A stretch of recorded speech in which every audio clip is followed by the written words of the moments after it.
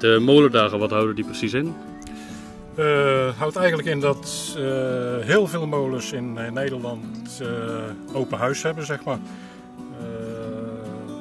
Iedereen kan naar de molens komen.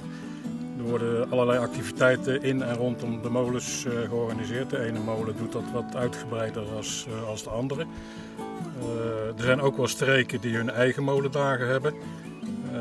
Dat heeft nadelen natuurlijk, omdat het niet dan over heel Nederland is. Maar het heeft ook weer voordelen, met name ook voor de molenaars. Dan kunnen die eens in andere molens, in andere streken gaan kijken. En wat voor molen is dit? Dit is een stenen beltmolen. De belt is de berg waar we nu op staan. In Vlaanderen noemen ze het een bergmolen. En het is een korenmolen.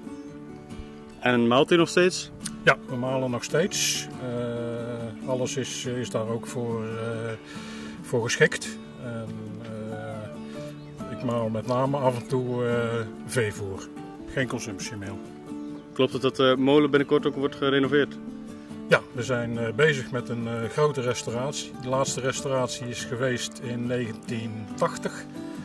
En sindsdien is er niet altijd evenveel onderhoud gepleegd, zeg maar. Dus de molen is zeker aan de buitenkant. Alle balken die je ziet, die zijn slecht. En we zijn nu bezig met een restauratie te plannen voor volgend jaar.